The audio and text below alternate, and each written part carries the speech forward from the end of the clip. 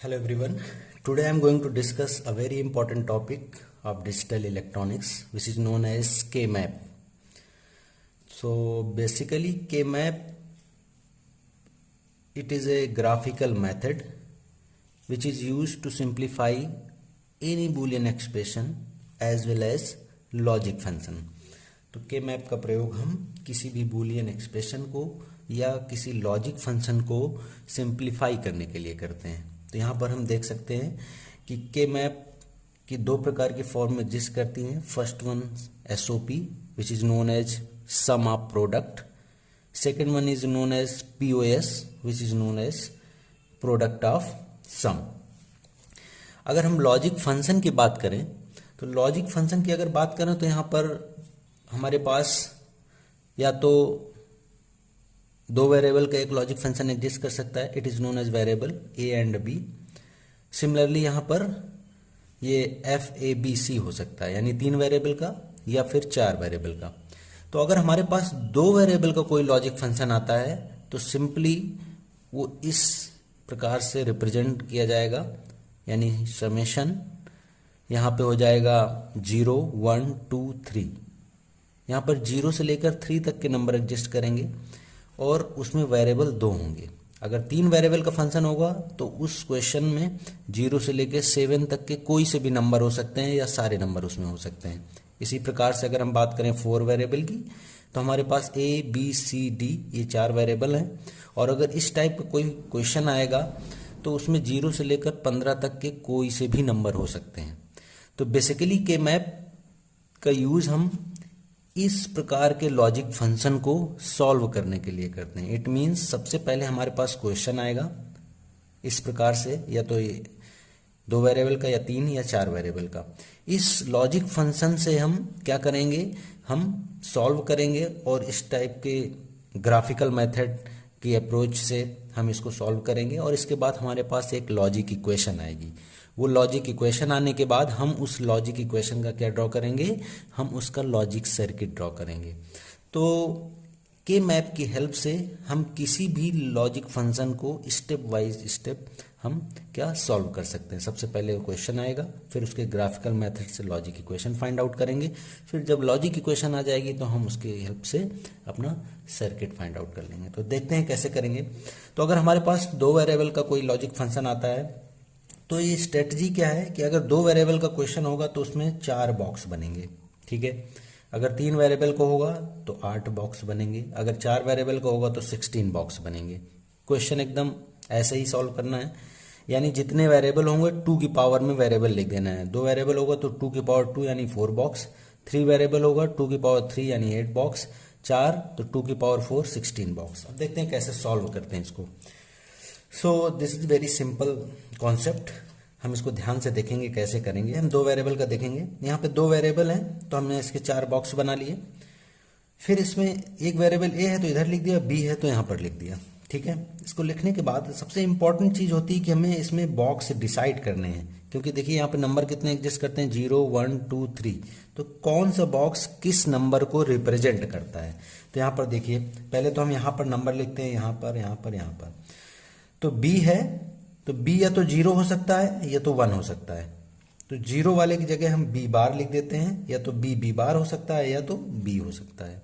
Simply यहाँ पर या तो ए बार हो सकता है या ए हो सकता है। इसी प्रकार इधर आ जाइए, यहाँ पर ए लिखा है, 3 वेरिएबल है तो यहाँ ए लिखा है और इधर 2 वेरिएबल लिख दिया है क्योंकि यहाँ पे ये 4 बॉक्स हैं। ए है तो या तो ये 0 हो सकता है या तो 1 हो सकता है, यानी 0 वाले की जगह हम ए बार लिख देंगे, 1 की जगह ए लिख देंगे। अब इधर आ जाओ, यहाँ पर हम अगर बाइनरी लिखते तो 0 0 0 1 1 0 1 1 लिखते, बट यहाँ पर बाइनरी का यूज नहीं किया जाता है।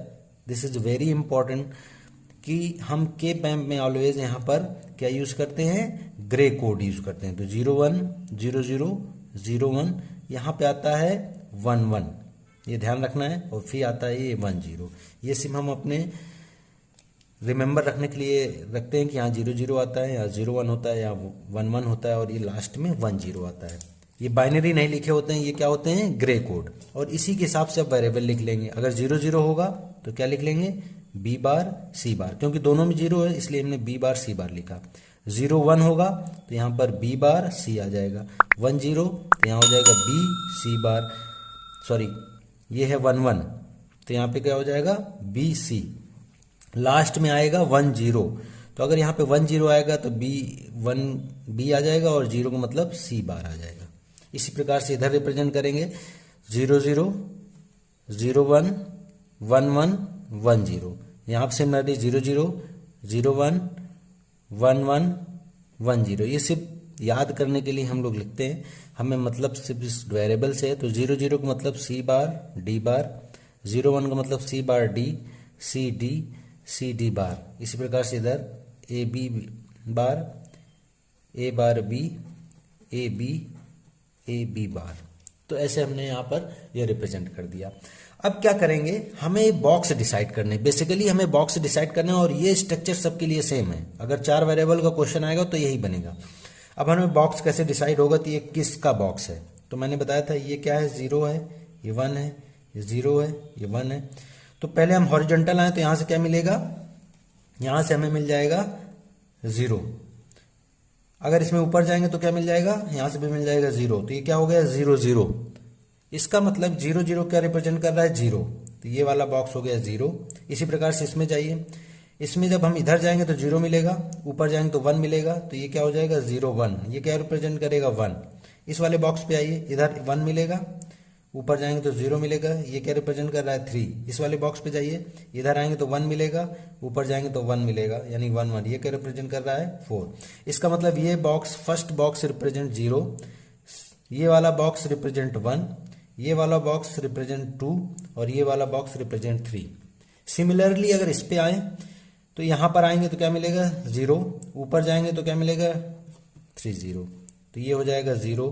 इसी प्रकार से ये 1 रिप्रेजेंट होगा। ये कैसे रिप्रेजेंट होगा इसको देख लेते हैं, दिस इज इंपॉर्टेंट। इधर आएंगे तो क्या मिलेगा 0, ऊपर जाएंगे तो 1 1 है यहाँ पर, तो ये 1 1। ये कौन सा बॉक्स हो गया 3 का। यही हमें ध्यान रखना है कि ये 3 होता है, ये 2 होता है, ये 4 होता है, 5 6 7। किसी भी बॉक्स का अगर आपको फाइंड आउट करना है कि ये बॉक्स क्या है, तो पहले उसमें हॉरिजॉन्टल आ जाइए, ये वाला नंबर ले लीजिए, फिर ऊपर चले जाइए, जो आ जाएगा वही हो। जैसे 7 है, इधर आएंगे तो क्या मिलेगा 1, ऊपर जाएंगे तो क्या मिलेगा 1 1। ये क्या रिप्रेजेंट कर रहा है 7। ठीक है, ऐसे हम फाइंड आउट करते हैं कि कौन सा बॉक्स किस नंबर को रिप्रेजेंट करता है। इधर आ जाइए, इधर देखिए, इधर जाएंगे तो 0 0 मिलेगा, ऊपर जाएंगे तो 0 0, तो ये 4 टाइम 0, तो ये 0 हो जाएगा। 1 3 2 4 5 6 7, सबसे नीचे 8 आएगा, देख लीजिएगा, 9 10 11 12 13 14 15। आपको ये बहुत छोटे तरीके से लिखना है, क्योंकि ये आपको सिर्फ अपने समझने के लिए ये रखना है कि कौन सा बॉक्स क्या है, और इसको आप फाइंड आउट कर सकते हैं कभी भी कि कौन सा बॉक्स क्या है। तो 0 1 2 3, ठीक है, यहाँ पे हो जाएगा 3, यहाँ पे हो जाएगा 2, ठीक है। तो ये क्या हो जाएगा 0 1 2 3 4 5 6 7, नीचे 8 9 10 11 12 13 14 15। तो ऐसे हम क्या ये अपना फाइंड आउट कर सकते हैं। ठीक है, अब आगे कैसे करेंगे देखते हैं कि इसमें क्या करेंगे। तो अगर हमारे पास कोई क्वेश्चन आएगा तो हम ग्रुपिज्म करते हैं, ग्रुप बनाते हैं, क्योंकि हमें पता है कि जब क्वेश्चन आएगा तो हम इसमें फिल करेंगे, उसके बाद इसमें ग्रुप बनाएंगे और उसको सॉल्व करेंगे। तो इसमें एक और बड़ा इंपॉर्टेंट कॉन्सेप्ट है कि हम 1 के ग्रुप कैसे बनाते हैं। इट मीन्स जो नंबर है उसको यहाँ फिल करेंगे 1, और वहाँ फिल करने के बाद हम ग्रुप बनाते हैं। सो यहाँ पे इम्पॉर्टेंट है कि ग्रुप बनाने के लिए हम ऑलवेज जो ग्रुप बनाएंगे, इसका मतलब हम अगर ग्रुप की बात करें तो ग्रुप ऑफ 1 कैसे बनाएंगे। ग्रुप ऑफ 1 या तो हमें 1 का बनेगा, या 2 का बनेगा, या 4 का बनेगा, या 8 का बनेगा, या 16 का बनेगा। इसका ये मतलब है कि हम जब भी 1 के ग्रुप बनाएंगे, अभी आगे हम देखेंगे कि ग्रुप कैसे बनाएंगे, हम हर समय सबसे बड़ा ग्रुप बनाने की कोशिश करते हैं। यानी ये तो 16 का ग्रुप बनाएंगे, 8 का, क्योंकि हमें पता है कि जितना बड़ा हम ग्रुप बनाएंगे उतनी हमारी मिनिमाइज्ड इक्वेशन आएगी, और जितना हमारा मिनिमाइज्ड इक्वेशन आएगा हमारा उतना ही जो लॉजिक सर्किट है वो हमारा छोटा बनेगा। तो हमारा यहाँ पे मोटो ये है कि हम लॉजिक इक्वेशन जो फाइंड आउट कर रहे हैं वो सबसे छोटी से छोटी लॉजिक इक्वेशन फाइंड आउट करें, ठीक है। इसीलिए हम यहाँ पर के मैप पढ़ते हैं और यहाँ पर हम ग्रे कोड का यूज़ करते हैं, बाइनरी नहीं करते हैं, क्योंकि ग्रे कोड हमारा मिनिमम एरर कोड है, यानी ग्रे कोड का यूज करने से उसमें एरर आने की जो प्रोबेबिलिटी है वो कम हो जाती है। तो हम नेक्स्ट क्वेश्चन में देखते हैं कि किस प्रकार से हम क्वेश्चन को सॉल्व करते हैं। तो सबसे इंपॉर्टेंट चीज़ है, सबसे पहले क्वेश्चन में क्या करना है, जैसे क्वेश्चन आएगा सबसे पहले आइडेंटिफाई करना है कि कितने वेरिएबल का है। जब वेरिएबल आइडेंटिफाई हो जाएंगे तो बॉक्स बना देंगे। बॉक्स बनाने के बाद ये जो प्रोसेस है ये हमारा सभी क्वेश्चन में कॉमन है, ये हमें लिखना ही है। इसके बाद हम क्या करेंगे, मान लीजिए इसके बाद हम क्या करेंगे, मान लीजिए ये वाला क्वेश्चन होता, एक क्वेश्चन आया कि find out logic equation of given logic function. तो लॉजिक फंक्शन में क्या है, 0 1 2 3। तो हम फिल कैसे करते हैं, हम बस क्वेश्चन को देखते हैं कि यहाँ 0 है, यानी 0 वाले बॉक्स को 1 फिल कर देंगे। ये 0 है यानी 0 वाले बॉक्स में 1 फिल कर देंगे। ये 1 है, इसका ये मतलब है कि 1 वाला बॉक्स है वहां पे हमें कुछ मिल रहा है, यानी इसमें 1 फिल कर देंगे। इसी प्रकार से इसमें 2 भी है, अगर 2 ना होता तो यहाँ खाली छोड़ देते, है तो यहाँ 1 फिल करेंगे, 3 है तो यहाँ 1 फिल करेंगे, ठीक है। इसी प्रकार से अगर इस क्वेश्चन को देख लें, इस क्वेश्चन को देख लें, मान लीजिए एक क्वेश्चन होता है 0 1 2 3 14 15। तो 0 की जगह 1, 1 वाले बॉक्स में 1, 2 वाले बॉक्स में 1, 3 वाले बॉक्स में 1, 14 वाले बॉक्स पे 1 और 15 वाले बॉक्स पे 1। हम इतने 1 फिल करेंगे, ठीक है। तो इस तरीके से ये 1 हम फिल कर देते हैं यहाँ पर, और फिल करने के बाद हम ग्रुप बनाते हैं। जैसे देखिए ये 4 का ग्रुप बन रहा है यहाँ पर, ठीक है। यहाँ पे ये 2 का ग्रुप बन रहा है। अब यहाँ ऐसे ग्रुप नहीं बना सकते क्योंकि यहाँ पे ये खाली जगह आ रही है, ठीक है। तो या तो हम ग्रुप सीधी लाइनों में बनाते हैं, हम कभी भी डायगोनल ग्रुप नहीं बनाते हैं, ठीक है। या फिर हम इस तरीके से ग्रुप बनाते हैं, मान लीजिए ये कोई के मैप होता,